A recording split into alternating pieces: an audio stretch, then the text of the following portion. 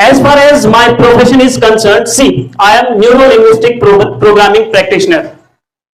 Apart from that, I am a member of Indian Trainer Association, and I am UGC NET qualified in physics, and I have delivered lectures to IITians. But gradually I realized that I was doing something for those who were already settled in terms of money and career.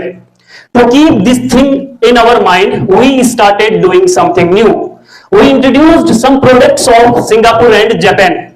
Singapore and Japan, pineal gland activation and DMNT, all those I will discuss about that later. Before I discuss about all those stuffs, let me tell you a story of mine, a funny story of mine, so that you can relate or connect that, understand that what kind of products we are having today. Are you ready for that? Yes. All right. When I was in 9th class, I think, our school management, they also used to invite the people as I have come here, right? Speakers like me. Then जब कभी भी कोई बाहर से ऐसे speakers आते थे हमारे स्कूल में, जब मैं 9th में था, then there was a PTI system. हमारे एक PTI सर होते थे, स्पोर्ट्स टीचर जिन्हें हम कहा करते हैं.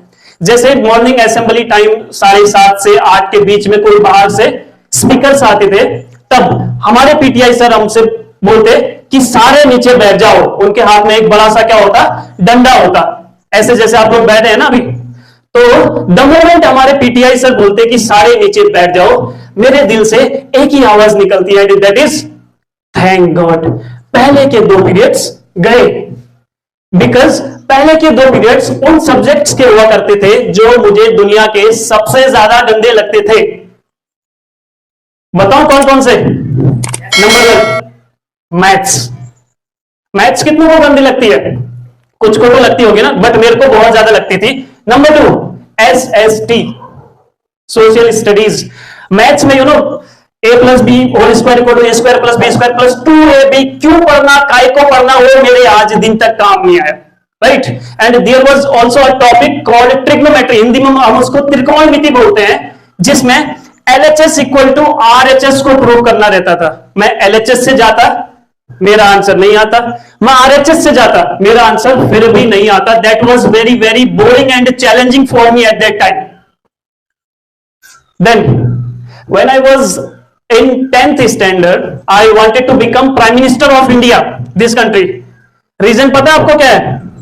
कारण था कि जिस दिन मैं इस देश का प्रधानमंत्री बन जाऊंगा, मैं इस देश से इस SST को बाहर निकाल दूंगा ताकि प्रॉब्लम ही ना रहे, right. Study was always challenging for me up to 10th class. उसके बाद बहुत सारी मेरे को साइंटिफिक टेक्निक्स जानने और सीखने का मौका मिला, और उसके बाद मैंने टॉप किया. उसके बाद मैंने टॉप किया. आज आपके पास भी अपॉर्चुनिटी है वो सारा कुछ जानने के लिए. Are you ready for that? Are you excited for that? Alright. Excitement level अपना क्या कर लो, बढ़ा लो, because today I am going to reveal all those stuffs to you which I got in 10th grade, after 10th grade, right. So I am going to ask some questions. Some study related problems. If you relate that this type of problems I also face in my life, you can raise your hand. Okay?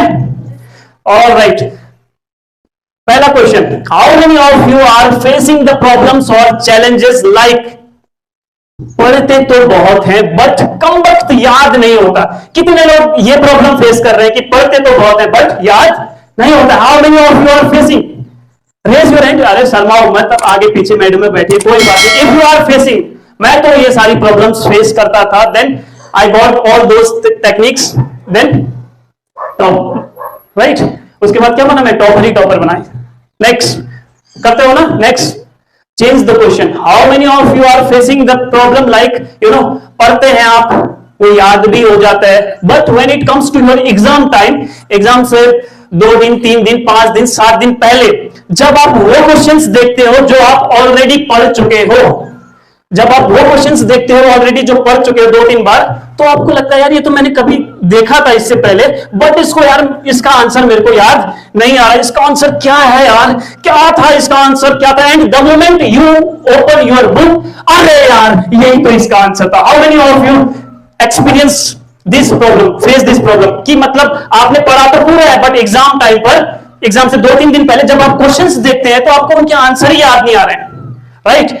Alright, now change the question. How many of you are facing the challenges or problems like exam से 2-4-5 दिन पहले sir में दर्द हो जाना, बुखार जैसा आना, बुखार नहीं आता है, बुखार जैसा आना, जैसे कुछ बच्चों को आया होगा ना, 1 महीने का छुट्टी था, स्कूल खुलने से 1 दिन पहले बोले मेरे पेट में दर्द है, आज मेरी तबीयत ठीक नहीं है, मेरे को लूज मोशन लग गई, होता है ना, कई बच्चों का हुआ भी होगा, इसीलिए तो 1 तारीख को आप लोग आए नहीं थे, कुछ ना कुछ तो बहाना बनाया ना आप लोगों ने। सिमिलरली पेट में दर्द होना एग्जाम से 2-4 दिन पहले, हाथों से पसीना निकलना, जब मैं एग्जाम टाइम पर मेरे हाथों से इतना ज्यादा पसीना निकलता था, मैं लिखते लिखते कॉपी गीली कर देता था, इतना ज्यादा पसीना निकलता था हाथों से, डर के मारे, राइट? देन भूख कम लगना और नींद भी कम आना, और जैसा कुछ प्यार में नहीं होता, आप लोग तो अभी छोटे बच्चे हो, प्यार वाले सिम्टम्स, भूख कम लगना और नींद कम लगना, और गलती से आपको नींद लग गई, देन एक नींद में भी आपको सपने आते हैं। सपने कैसे आते हैं? Let me show you. आप सोए हैं रात के 12-1-2 बजे आप सोए हैं, ऐसे अचानक आपको सपना आ रहा है, फील करना, राइट? आपको सपना आ रहा है कि आप, सपने भी एग्जाम वाले आते हैं, राइट? आपको सपना आ रहा है कि आप एग्जाम हॉल में बैठे हैं and your teacher is giving you question paper, suppose there are 10 questions, 10 questions उस क्वेश्चन पेपर में है, and you read one by one, and after reading all those questions you realized that, आपको आभास होता है कि ये सारे 10 के 10 क्वेश्चंस तो वही वाले क्वेश्चंस हैं जो मैं ये सोच के नहीं पढ़ा था कि शायद ये एग्जाम में नहीं आएंगे, और अचानक आपकी नींद खुलती है, नाइटमेयर, बुरा सपना। कितने लोगों को एग्जाम टाइम पर बुरे सपने आते हैं कि भगवान अब तो ही बचा ले, मुझे सपने भी कैसे वाले आ रहे हैं, गंदे गंदे वाले आ रहे, रिजल्ट आते ही मिल रहा है, पूरा सब जगह गोल गोल गोल गोल है, राइट? तो ये इस टाइप की प्रॉब्लम्स भी मैंने फेस की है लाइफ में। Then change the question, how many of you experience और फील द प्रॉब्लम लाइक आप एग्जाम हॉल में हैं, राइट? सपोज आप एग्जाम हॉल में हैं, उसमें क्वेश्चंस हैं, 10 क्वेश्चंस हैं, आपको 10 के 10 क्वेश्चंस याद आते हैं, 10 के 10 क्वेश्चंस आपको याद हैं और आप पढ़ के आए हैं, but the moment when you right the answers, जब आप आंसर लिखना शुरू करते हैं तो 30% लिखते हैं, 70% भूल जाते हैं, या 50% लिखते हैं और 50% भूल जाते हैं, यानी कि आधा आंसर लिख पाते हैं, आधा भूल जाते हैं, एंड द मोमेंट आप एग्जाम हॉल से बाहर आते हैं तब आपको याद आता है, अरे यार यही तो इसका आंसर था, उस समय याद आता है। जस्ट आप एग्जाम हॉल से बाहर आते हैं तो आपको आंसर्स याद आना शुरू होते हैं। How many of you are facing the problems like that? Raise your hand. Alright, तो ये और भी तो बहुत सारे प्रॉब्लम्स हैं, ये कुछ मैंने मेन प्रॉब्लम्स आपसे डिस्कस किए हैं एग्जाम से रिलेटेड। तो how many of you want कि इन सारे प्रॉब्लम्स का सॉल्यूशन आपको मिले? How many of you want कि इन सारी समस्याओं का सॉल्यूशन आपको मिले?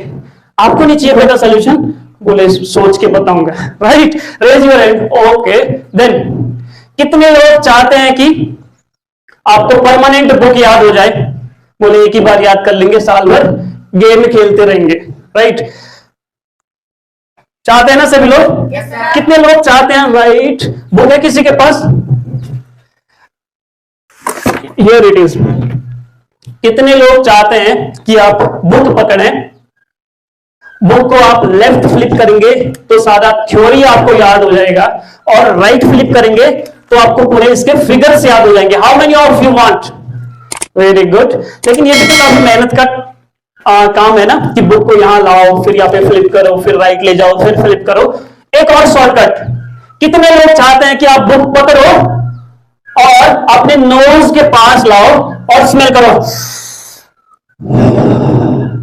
पूरा याद? कितने लोग चाहते हैं कि आप एक बार खाली स्मेल करो और आपको बुक याद हो जाए? How many of you? देखो ना, ये सारे शॉर्टकट वाले हैं, राइट? मेहनत तो कोई करना ही नहीं चाहता, राइट? तो